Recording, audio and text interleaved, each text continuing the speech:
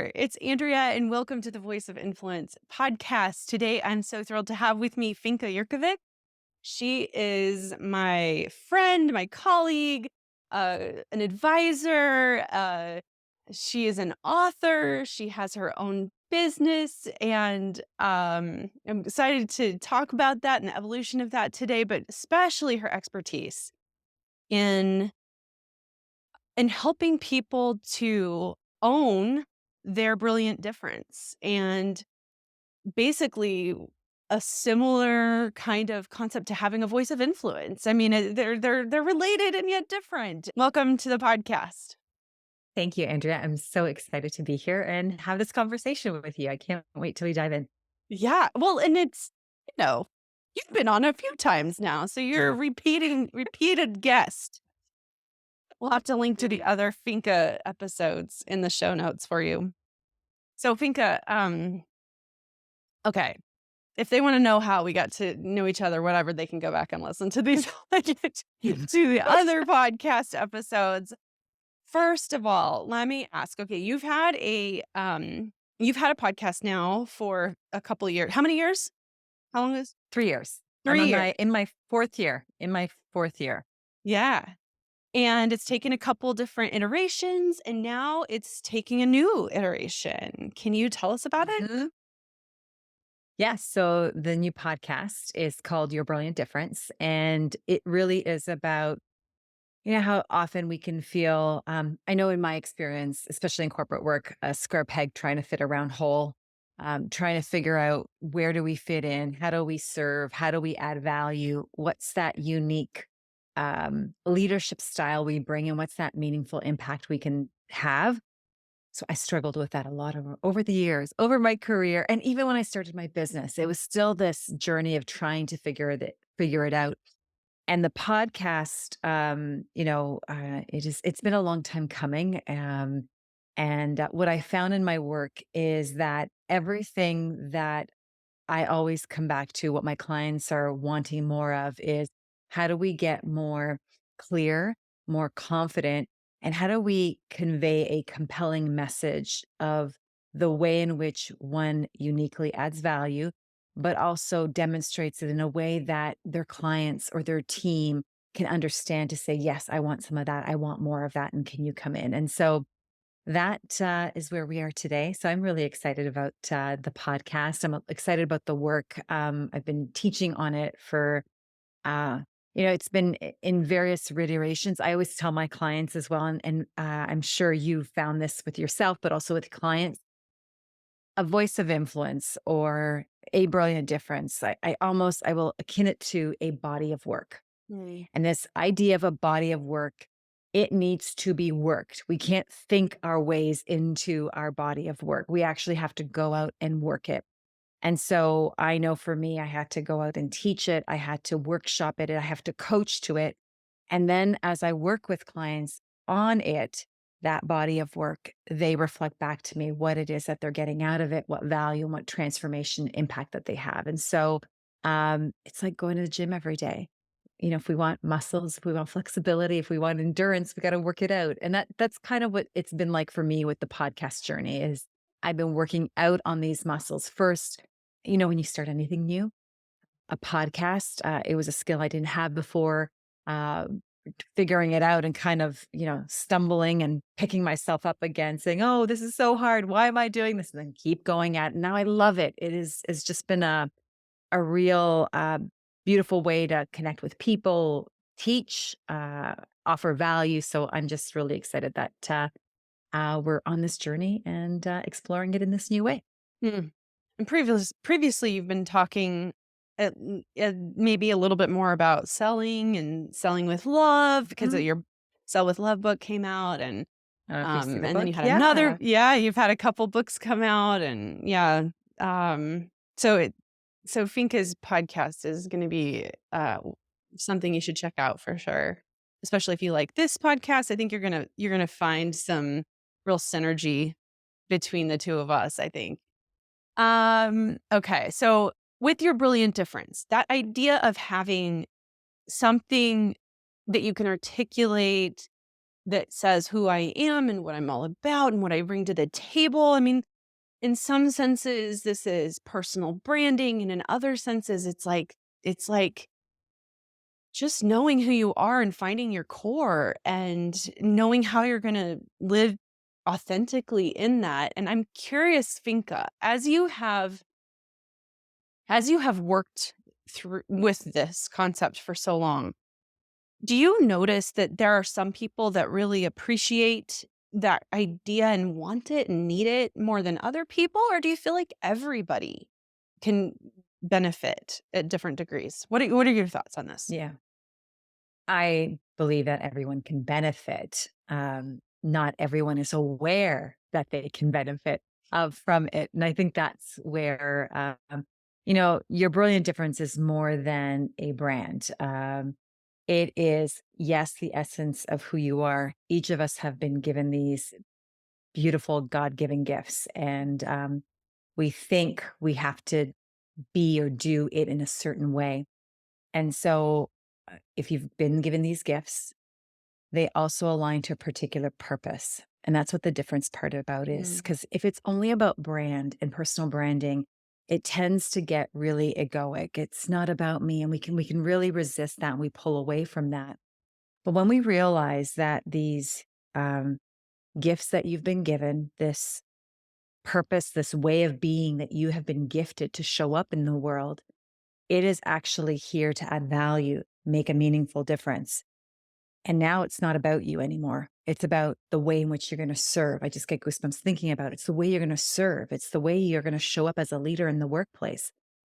And whether you work for someone or you run your own organization, th- I believe the workplace is one of the best places we get to actualize on it because mm, every day we get goals, we get projects, we have people we love working with, and we're not so fond of working with. So we get these environments because sometimes, if we're at home, like think of the end of the day at home, we just kind of get home, have some dinner, maybe turn on some Netflix. Like there's the nudge of moving forward, of making something happen, of setting goals. Like, unless you're wired that way naturally, most will sit back and kind of, okay, it's time to chill on the weekend, chill when we get home. But the workplace, we all are invited to step up, to lead, to change, um, and to try new things and be in new ways. And that's where we have the best opportunities to exercise our brilliant difference. And so, whether you're a leader, your brilliant difference is going to define how you lead, how you communicate, how you're most ideally going to motivate your people.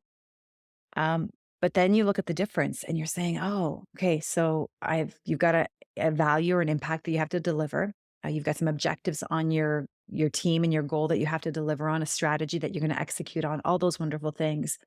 But you're also looking at the people that you're serving and you're looking at the team and you're like, well, they all have a brilliant difference and a brilliant difference. And how you convey and communicate yours is going to be different to how they're going to understand it. And so then we start to really, I'll say, tap into your work of understanding how to influence, how to convey a message that gets people to be excited about something, to say yes, even when they're resistant. How do you have the patience to drop the breadcrumbs that they need to finally say, yes, I'm getting on board, let's go. Right. And so it's more, again, at the end of it, it's more than a brand. It's close to the actualizing on the DNA that you're here to be. Like this sense of this is who you are, but it gives us a reason why you need to show up in this way because often we will hold back and resist. And it's scary. It's scary. It's scary. Our brains are wired to keep us safe, to keep us in the comfort zone, not put us at risk in any way. And so when and we'll use the word brilliant, when you even think it means like you're going to be rising up, shining, standing out. Even though some people like doing that, most of us, I'm going to say, even as a human, our brain is wired to not stand out because if you stand out, um, you are up for attack, for prey. Like you can be gobbled up in in the wilderness. So So there's this natural aversion for us to not do that. And what I want people to know is that you have this brilliant, beautiful self that you have, that it's not for you and about you. It's actually about other people and the value and the impact that you're here to make. And so it's really closely tied to your purpose. Mhm. Yeah. Oh, man, I it's almost like we just need to know that there is a place where we can matter and make that difference that we were born to make. And I agree with you that the workplace is a very important and unique environment that gives people the opportunity to really make the most of who they are. I mean, I know that there's definitely opportunity to have it squashed, but I the idea that any of us could do like real, I don't know, earth shattering. I don't know if earth shattering is the right way to put it, but something that really makes a difference in the world by ourselves is very uncommon. There are those Yeah. stars that are out there that are doing that. Most of us, we do our best work in teams. We do it collaboratively. We work with others. And in order to be collaborative, we have to know what we bring to the table so that we don't shy away from offering that, so that we know how to communicate what we can offer. Um, it just There's makes, also, yeah, go yeah. ahead. And there's also, it does. And what also happens is, once you're able to acknowledge who you are then able to recognize who you are not. Hmm. Okay. And when we can recognize who we are not, we are okay. And that means that we don't need to be all things to everyone. And this is how true cooperation, the invitation to bring other people in, your team. Because often what can also happen, and I know this was in my experience in the workplace, it was, especially in the corporate world, a very pressure cooker environment. So we are, you've got to prove your value, you've got to perform, you've got to deliver results. And as a result, you start putting on all these like facades of, okay, I can do that, I can do that, I can be that, I can be that, I can be anything you want me to be. And then you end up exhausted, burnt out, and not delivering at your best. However, when we can realize that you're wired in a certain way and accept that you either think in details, you think strategically, you're an ideas person, you're a person who brings people together and builds connection. So when you can see that that's part of your combination, you realize, all right, I'm connector. I'm not a details person. All of a sudden, the person that's details on the team, you have this invitation to have them stand up and shine brightly in their brilliant difference, right? There's a beautiful book written by Dan Sullivan. It's called Who Not How. So often as leaders, when we're I know for me that book has been a powerful transformation in how I think, especially when it comes to team building and how you collaborate and cooperate with other people. But often it's like, all right, and let's use the podcast example. I'm going to start a podcast.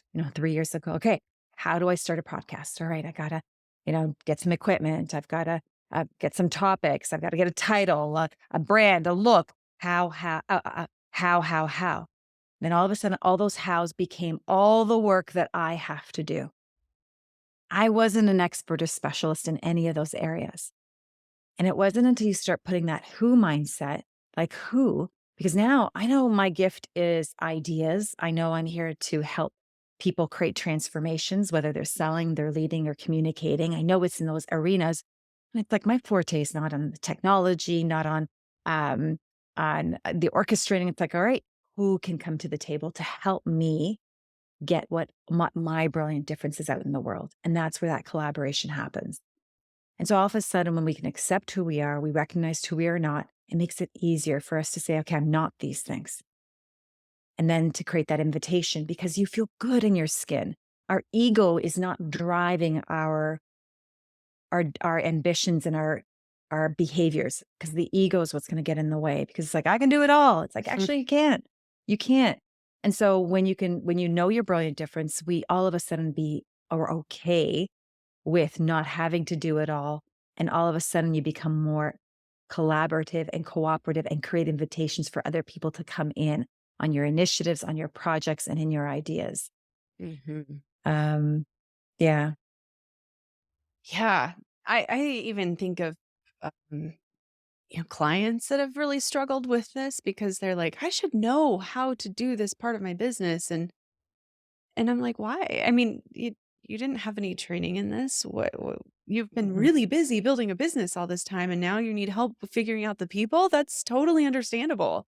And I think that can feel threatening for anybody to feel like, "Oh, wait, I can't do that thing that I should be able to do." Well, maybe you shouldn't necessarily be able to do it. Yeah, Yeah. absolutely. And it doesn't say we can't learn how to do that thing.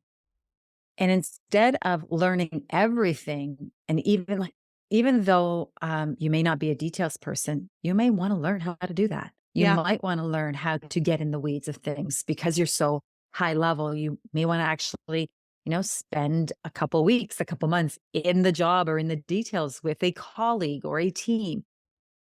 But we get to make those choices. Mhm. And so it's not by feeling the pressure that if I don't Mm. say I know how to do this, or I could do this, or I should do this. That again is our false self and our ego self driving our actions and behaviors, that pressure to perform. I always relate it back to it's fear. It's fear. Fear of not being liked, fear of missing out, fear of failure, fear of rejection. One of those fears underneath, fear of not being enough, which often drives many of us. That fear is driving the yes, I can do it. Yes, I should do it. Yes, I can do it all. Whereas, again, if we know our brilliant difference, there is this peace we come to. There's just this, okay. Like there's just an um, internal settling. I'm going to say a settling that we feel I and was that we're thinking that experiencing. same And word, yes. yeah, word, yeah. Settled. Right? We just feel we're settled. We're settled.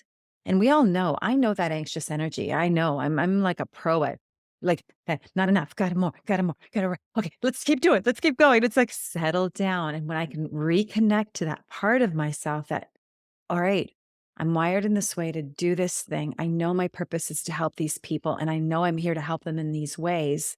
All of a sudden, it's like, all right, get back to my roots. And I start planning, I start creating, I start teaching, I start delivering from there. And the world is a much, much better place. One thing I want to preface is it's not like we're in this place all the time. I Mm. wish. But, and I don't wish. I wish and I don't wish because, Mhm. um, do you know, there's the way again, our brain is wired. It's that place that when we habituate. So if I was always working in my brilliant difference and I was in the zone, it always felt good and eventually that good feeling wouldn't feel so good because of the habituation. My brain's not feeling anything new. It needs the Mm. contrast. It becomes So an what's also expectation. important to yeah, expectation. And the other thing, it's like there's this place where um I often I draw the sort of the infinity symbol. It's like that flow. And in the middle, so if we picture the infinity symbol in the middle, that's where we're integrated with our brilliant difference. Those are those moments of bliss, those high points in our career, those wins, those meetings we just walk out and we're like, I nailed it. That's that. That's that. That's that. And if we go on the other end of the infinity, so we're on the outside, that's when we're farthest away from ourselves. So that's when life is hard. We've hit rock bottom. Things are not going right. I'm burnt out. I'm exhausted. I'm not getting along with people at work, people at home. It's just like, could it get any worse? And in that moment, it's like, I got to do something else. I got to change. I got to make it better. And when we hit that outside of our integrated self to our disintegrated self, we make a decision to swing right back around, to come here again into our settling, brilliant difference, integrated moment. And we have a bliss moment again. And then again, we go away and then we come back again. And so this is the dynamic of life. It's just Mhm. what it's like. We need the contrast. We need the challenges. We need the struggle. And so your brilliant difference, it does not stay shiny and bright without struggle, without challenge, without obstacles. We need those mountains to climb. And when we can climb them, it's when we get to the top. And I just, I'm getting goosebumps right now. It's like, that's when we shine brightly. That's when our brilliant difference has made the impact, added the value. And again, picture climbing a mountain. If we're climbing Mount Everest, we're not climbing it alone. There's a team of people climbing with us. There's Sherpas helping us guide and advise and have the tools and the resources. So again, your brilliant difference is not a solo project. This is you with everyone else, and everyone else is climbing with you as you guys get to the top of that mountain. So, um, I often, it's this wonderful place we get to for a moment, and then we start the work back again, and Mhm. we experience. And what I know has happened with myself, and what I notice also with my clients is from integration to disintegration. So that moment of I feel I hit the high, and then I'm walking away from her, from that best self of me to the worst self. And then I come back again. That just happens faster. So we don't have to go so far to hit rock bottom. We don't even have to hit rock bottom. It's like all of a sudden, all right, I'm noticing I'm having a few extra, working later. All of a sudden, I'm not having time to work out. Maybe I'm not meditating or praying. Like all of the things that keep us in our zone start to slip away. And then those are the telltale signs. And then it's like, all right, let's say, I know for me, if my husband's like, you working? Are you working? Because I know I love my work. So it's like my go-to is work. And so I'll work.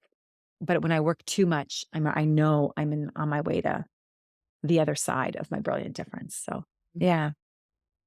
Yeah. I always feel like whenever we talk about this sort of thing, there's also a need to distinguish between using the things that we're good at as and our strengths and weaknesses kind of conversation. Mm, There's always the potential to use that as a kind of a cop out or a refusal to learn and grow. And so you'd kind of touched on that, but I wondered if you have any ways of distinguishing between attempting to live in your brilliant difference versus running away from things that are hard or difficult for you. Yeah. Um, that's a great question and a great insight to have to understand what is motivating it. And so let's take a situation. So let's say someone, if you're listening and you're not happy with your work and you're not happy with the people you're working with or your job.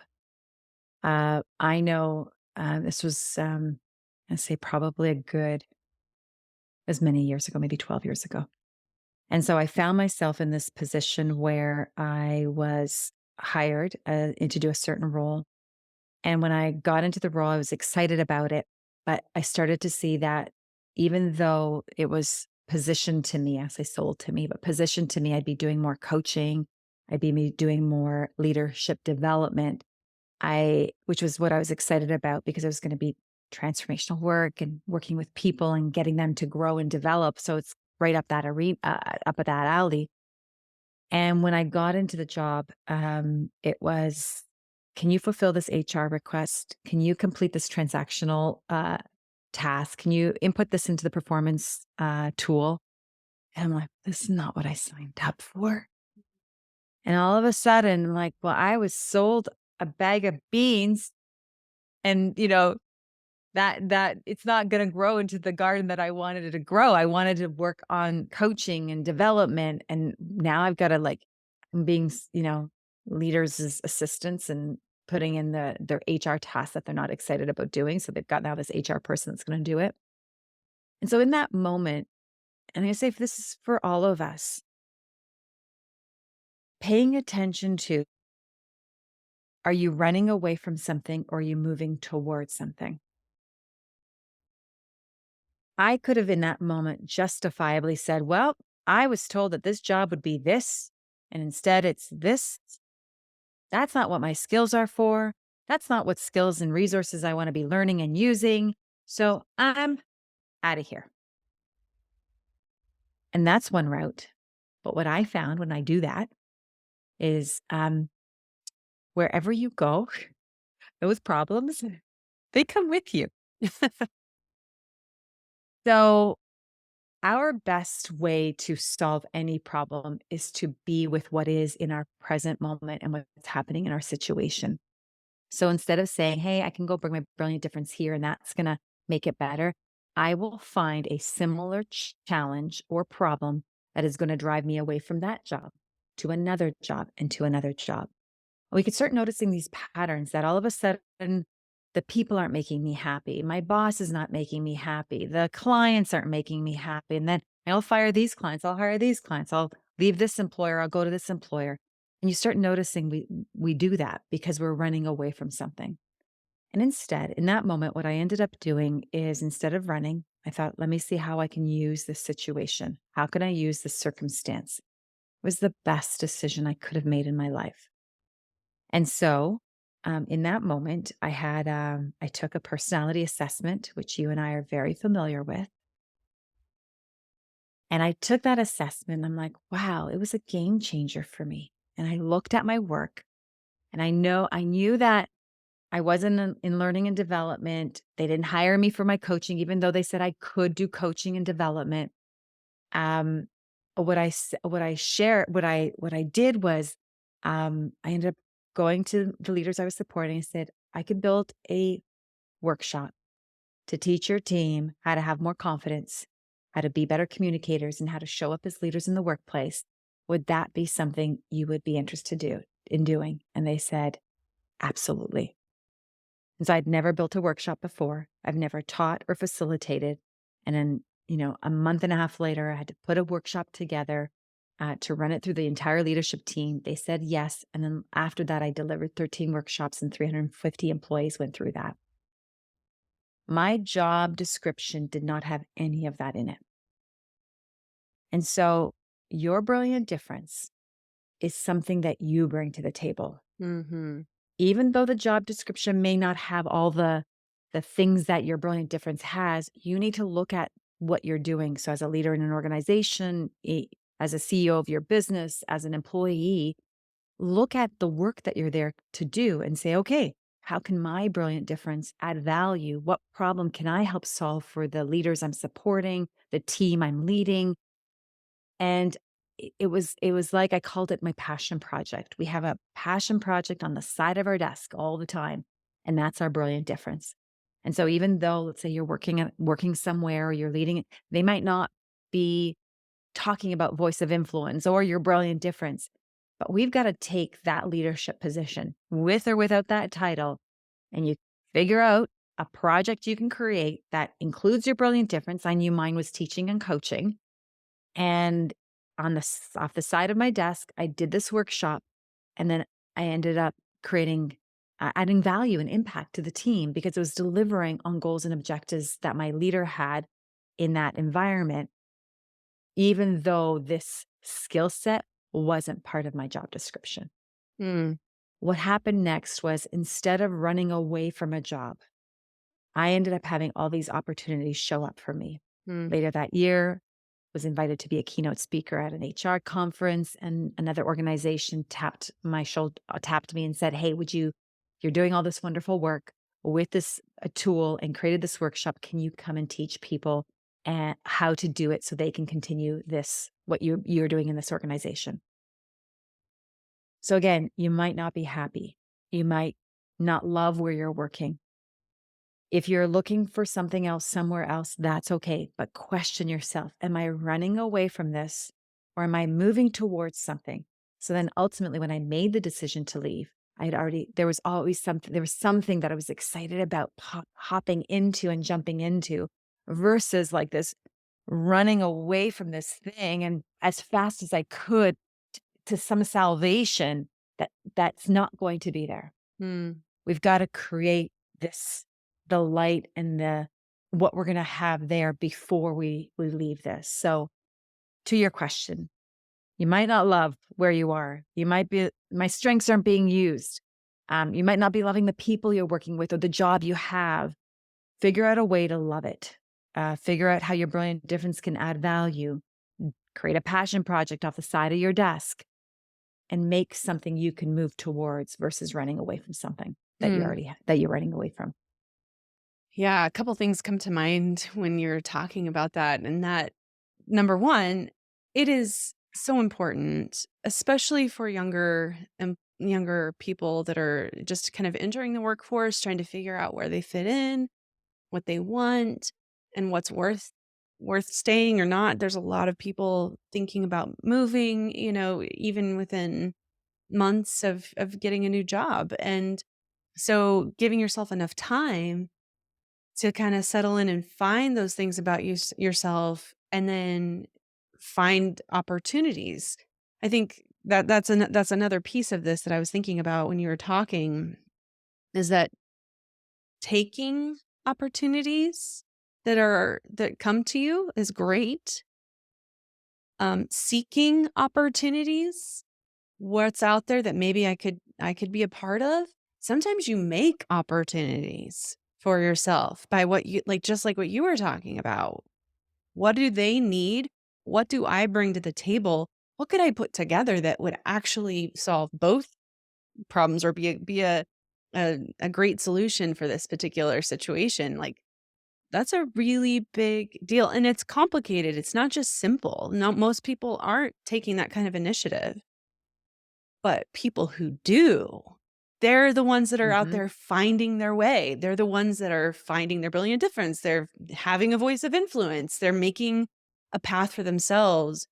Um, because most organizations don't want to be bad organizations. Most organizations that I've run into, they're trying to be good organizations, but you also have to bring your own initiative to the picture.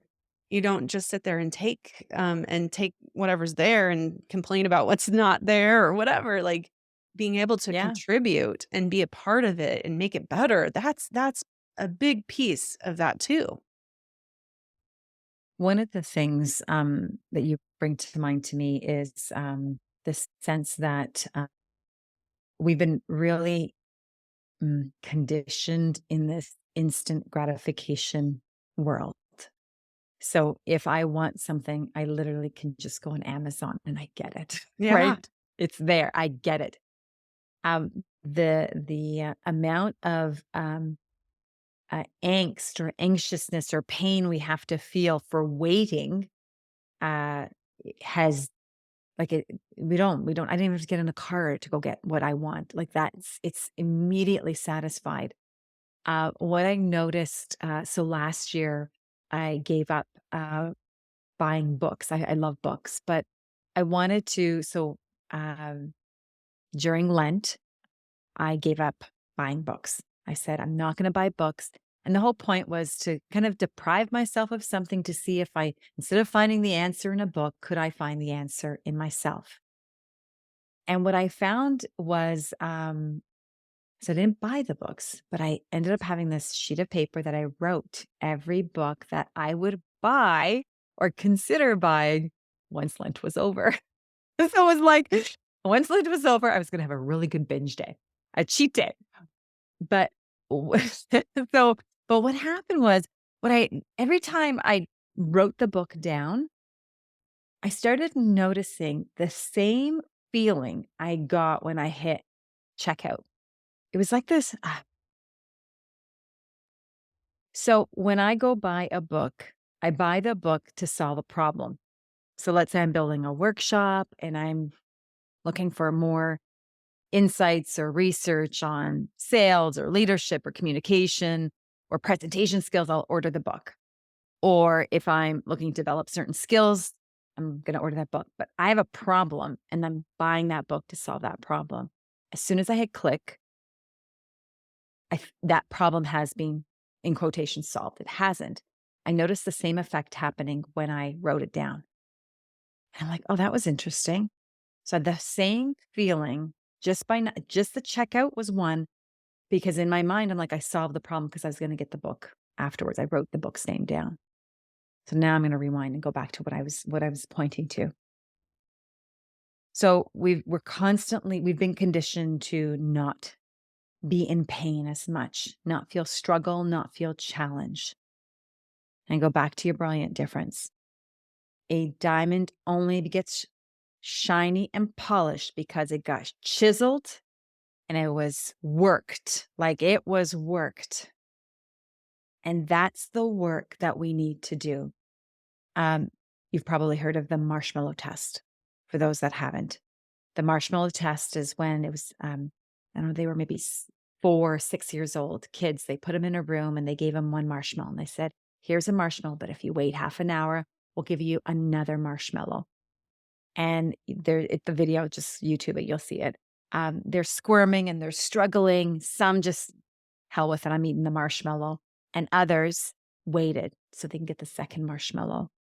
Fast forward decades later, they wanted to see if the people that waited versus the people that had the kids that had the marshmallow immediately, would that have, did that indicate their success in life later on? And the ones that waited later on, they realized ended up having more success because they learned how to, in the term I use, squirm. They squirmed. They squirmed. And so if you're just in a new job or you just got hired, you're earlier in your career, I'm going to say sit and squirm. Squirm. Squirm for a year. Don't go hop off and get another job somewhere because it's not to your liking. Learn to struggle. That struggle, it's like going to the gym. You know, when I'm lifting weights and like the weights that I'm lifting, they're tearing my muscles, giving me, it's hard. But then after, they're recuperating and recovering and they're becoming stronger and bigger. Mhm. Not too big, not too big, but bigger, but stronger. I mean, not bigger, stronger.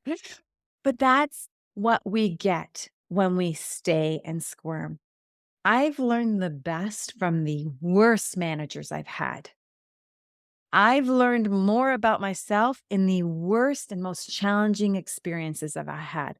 If I get easy street every time, you're not going to learn about yourself. You're not going to learn the depth of your resourcefulness and the skills you have because we're looking for instant gratification.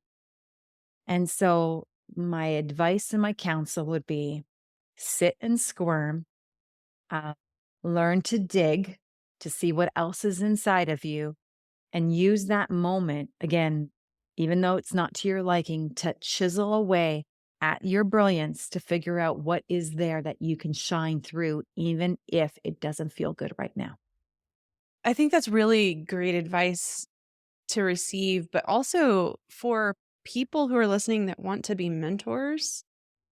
And you think about your own experience of when you've been chiseled, when the sand has blasted you, and how you came out on the other side, maybe shinier, more resilient, um, more powerful, more clear, whatever it might have been. There's like, can you can you take that and then use that when you are mentoring others?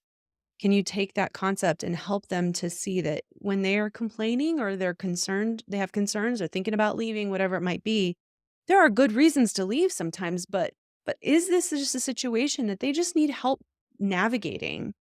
And that if they had that chance to dig deep, as Finka said, and find out who they really are and all their resourcefulness and everything, that they could find some grit and inside of themselves that they didn't realize was there. And that's what we need. Yeah. That's what we need in these organizations is we need people who have relational resilience, who have the ability to handle the hard things. That's where and honestly, that's another piece of just like younger people um, often want to come in because they have a certain degree or they have a certain skill and they want to be paid more, that sort of thing. What they don't necessarily have is that the experience of everything that Finka just talked about. Going through and getting all those letters built your character, Sure. to be that Sure. committed and to obtain that degree and that commitment to getting to the end. So I'm going to say that builds character. But then there's like a new degree you Mhm. are signing up for. Like it's not done. Mm. You're not, you're just got the academic and now you're going into the workplace. And these are different degrees that you're earning. And these are different stripes that you are going to be wearing. Mm. because you've done and again, you walk out with it's not anymore. It's not like titles. It's the character of who you get to be and become in that. And even, on your note, on your, with mentors, you're absolutely right. Like, even as mentors, like, resist giving the answer, Yes. resist giving an immediate solution, resist, making the problem go away. Instead, show up very coach like, be curious and ask, what's it like to be in this place? What are you noticing about yourself as you are in this challenge or struggle? Where have you also been in this place? What resources have you tapped into when you were successful after that struggle? And use it. So take the mentor hat off, put the coaching hat on, and instead just be really inquisitive to understand, like, who are they as they're going through this struggle? Who do they want to be at the end of, what does, like, the other side look like? And then helping them bridge the gap without your solutions, but with your questions more, getting them to you know, uncover their brilliant difference in process so they can figure out how to get there to the end. Yeah. Yeah. Yeah. That's so good. One of the things that has been top of mind for me over, the last few months has been the importance of, and I'm gonna go back to that topic around struggle and challenge. Um, it's not brushing over it, is using it to help propel you to be the next best version of you. And so if you are struggling right now, if you are in a challenge, I know my natural go-to, how can I make this go away? How can I feel better? How can I but there's this moment of just sit in it for a moment. A moment. You don't have to sit there for long to squirm in it. You can go and do what you have to do to make it go away and make it better. But there's this sense that, really driving that point of, we've been really conditioned into instant gratification that is not helping you become the leader you're here to be, help you shine your brilliant difference, and build the character of the person you are. Mhm. Yeah, definitely. Oh, so good. Okay, so Finka, where can people find you, your work, your podcast, your books? Yeah. Yeah. I say head on over. You can head on over to my website, which is www.finkainc.com. So that's FINKAINC.com. And check out the podcast, Your Brilliant Difference. That would be the two places I'd point you to. And my last question for you, what last piece of advice would you want to give somebody who wants to have a voice of influence? hmm First is, figure out who you are. And you only figure out who you are by actually working with people and putting out your brilliant difference. So, what are those strengths and gifts? But find problems. I want you to go out, find problems that people are having that you can then solve for them using your brilliant difference. And so you become a voice of influence by helping and serving other people get more of what they want. Mm, End of story. That's all you got to do. love it. Thank you so much for being on the show today. Appreciate you. And thank you so much, Andrea, for having me.